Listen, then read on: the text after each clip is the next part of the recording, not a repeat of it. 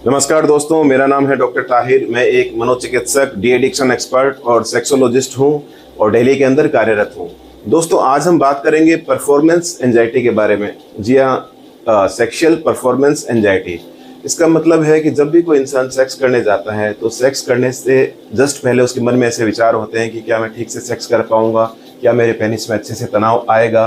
क्या मेरे पेनिस में तनाव आने के बाद वो सस्टेन रहेगा, कहीं मैं जल्दी तो नहीं जड़ जाऊंगा, कहीं एक दो स्ट्रोक के अंदर ही मैं फेल तो नहीं हो पाऊंगा, कहीं मेरी फीमेल पार्टनर जो है या मेरी पत्नी है मेरा मजाक तो नहीं उड़ा देगी। तो इन सब विचारों के जो द्वंद्व है उसके दिमाग में चलते रहते हैं, जिससे जो पेशेंट है ढंग से सेक्स कर नहीं पाता। और ख़ासकर ऐसा देखा गया है कि जो लोग पहली बार सेक्स करते हैं, तो मान लीजिए अगर वो किसी दबाव के अंदर सेक्स कर रहे हैं, चाहे उनका कोई फाइनेंशियल स्ट्रेस हो, जॉब का, घर का, किसी भी प्रकार का कोई स्ट्रेस हो, अचानक से किसी के आ जाने का डर हो, ऐसा कोई स्ट्रेस हो, तो वो इंसान पहली बार काफ़ी जल्दी झड़ जाते हैं और उनके पेनिस के अंदर तनाव भी अच्छे से आ नहीं पाता।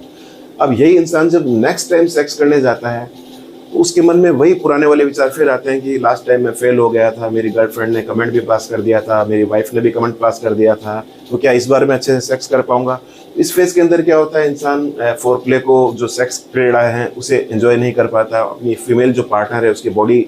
पार्ट्स को एडमायर नहीं कर पाता, उसके साथ उसे एंजॉय नहीं कर पाता और प्यार की जो वार्म फीलिंग है उसे वो एंजॉय नहीं कर पाता, फील नहीं कर पाता। बस उसके मन में वही विचार चलते रहते हैं,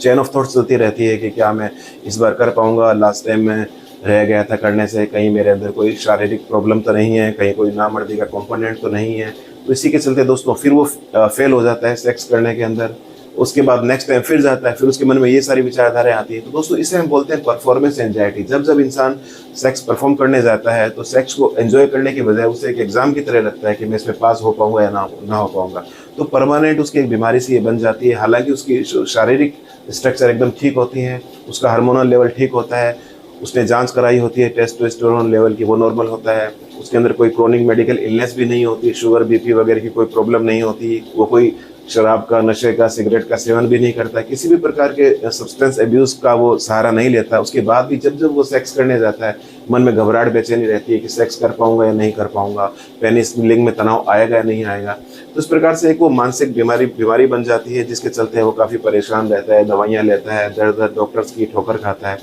तो दोस्तों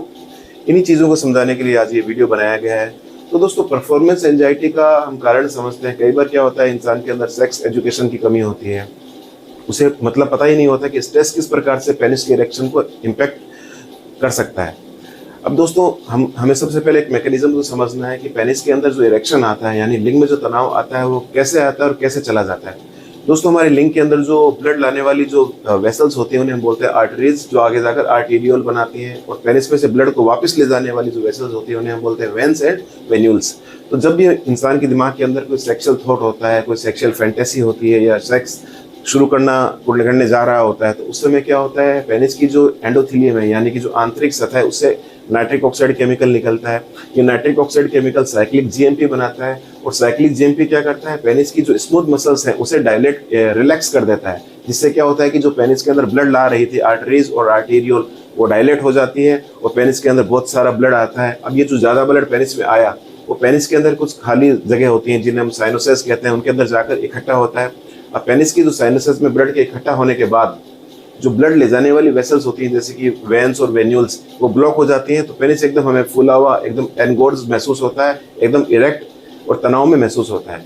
अब दोस्तों जब हम स्ट्रेस के अंदर होते हैं, किसी प्रकार की टेंशन में होते हैं, तो नाइट्रिक ऑक्साइड जो निकलता था पेनिस के एंडोथेलियम से, उसकी जगह नोरेपिनेफ्रिन निकलता है, जो पेनिस की स्मूथ मसल्स को कॉन्ट्रैक्ट कर देता है, जिससे जो आर्टरीज और आर्टेरियल होती हैं, जो पेनिस में ब्लड लाती हैं, वो भी एकदम संकुचित हो जाती हैं, सकड़ी हो जाती हैं, पेनिस के अंदर ब्लड नहीं आ पाता और पेनिस अच्छे से खड़ा नहीं हो पाता। तो दोस्तों इस मैकेनिज्म को समझाने का मोटा मोटा मकसद ये है कि जब हम स्ट्रेस के अंदर होते हैं तो पेनिस की जो वेसल्स है पूरी डायरेक्ट नहीं हो पाती, पेनिस अच्छे से अंदर आ नहीं पाता,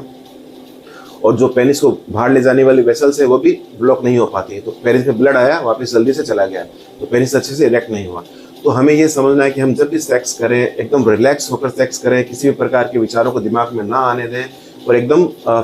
सेक्स को एंजॉय करो। कभी भी अपने दिमाग के अंदर ऐसा मकसद ना बनाए कि मुझे पेनिट्रेशन ही करना है, यानी कि योनि के अंदर लिंग को डालना ही डालना है। आप फोरप्ले को एंजॉय करें, पहले फोरप्ले को लंबे समय तक करें, जो कि सेक्स काम क्रीड़ा कहलाती है। फीमेल बॉडी पार्ट्स के साथ आप अच्छे से एंजॉय करें, और उसके बाद अगर आपका इरेक्शन अच्छे से आ जाता है तो आप उसके बाद उसे पेनिट्रेट भी कर सकते हैं।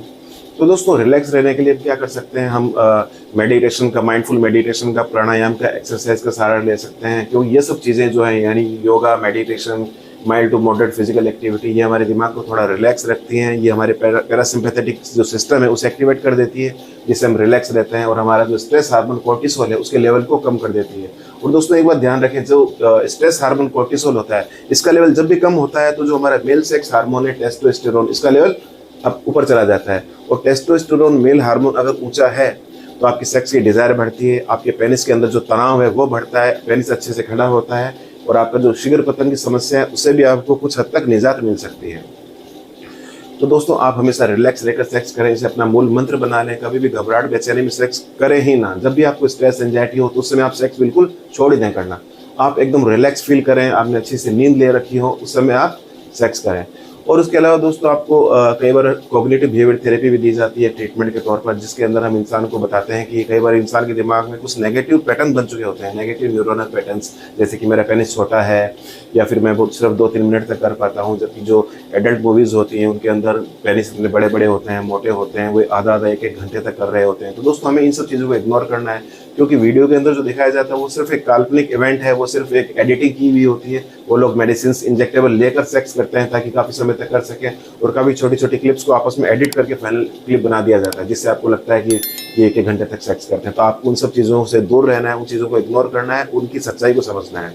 उसके अलावा दोस्तों आपको कभी कंपेयर नहीं करना किसी और से कि उसका पेनिस बड़ा है या वो ज़्यादा देर तक सेक्स कर पाता है। आपको खुद की स्ट्रेंथ पर फोकस करना है, और आपको इस चीज़ को एक्सेप्ट करना है कि जिस प्रकार से मेरा हाथ, मेरी आंखें, मेरी चेस्ट, उन ऑर्गन्स को आप अच्छे से एक्सेप्ट करते हैं, उसी प्रकार से आपका लिंग जैसा भी है उसे आप एक्सेप्ट करें, और उसी को अच्छे से अच्छा इम्प्रूव करने की कोशिश करें, थेरेपीज के थ्रू या फिर मेडिसिन के थ्रू। अब दोस्तों मान लीजिए किसी के अंदर थेरेपी के बाद या फिर काउंसलिंग के बाद भी पूरा आराम नहीं आ पा रहा है परफॉर्मेंस एंजाइटी को दूर करने के लिए, तब हम क्या करते हैं, कुछ मेडिसिन को हम टेम्परेरी बेसिस पर शुरू करते हैं। फॉर एग्जांपल फास्फोडाइस्टेरेस 5 इनहिबिटर, जिसके अंदर सिल्डेनाफिल, टाडालाफिल, वर्डेनाफिल, एवानाफिल, ये सब ड्रग्स आती हैं। ये क्या करती हैं, पेनिस का जो इरेक्शन है उसको अच्छे से बढ़ा देती हैं, जिससे क्या होता है, इंसान अच्छे से सेक्स कर पाता है। तो कुछ टाइम तक हम इन मेडिसिन को कंटिन्यू रखते हैं, और साथ में उसकी काउंसलिंग की जाती है, कॉग्निटिव बिहेवियर थेरेपी से सिखाई जाती है, टॉक थेरेपी देते हैं, इंडिविजुअल थेरेपी करते हैं, उसके इंडिविजुअल सेशंस लेते हैं, सेक्स एजुकेशन दी जाती है, किस प्रकार से परफॉर्मेंस एंजाइटी से हम बाहर निकल सकते हैं। ये थेरेपी साथ साथ चलती है, और जब इंसान का अच्छे से कंट्रोल आ जाता है, काफ़ी लंबे समय तक वो दवाइयों के सहारे ही अगर अच्छे से सेक्स करने लग जाता है, तो धीरे धीरे उसकी दवाइयों को बंद कर दिया जाता है, और उसके दिमाग में जो न्यूरोनल पैटर्न गलत बने थे वो अपने आप ठीक भी हो जाते हैं कि मैं एकदम फिजिकली फिट हूँ, मैं शारीरिक रूप से एकदम ठीक हूँ, बस मेरे अंदर मानसिक कमजोरी थी और एक साइकोजेनिक इंपॉर्टेंस आ रही थी, तो उससे अब मैं पूरी तरीके से उभर गया हूँ। तो फिर पेशेंट को परफॉर्मेंस एंजाइटी से बिल्कुल भी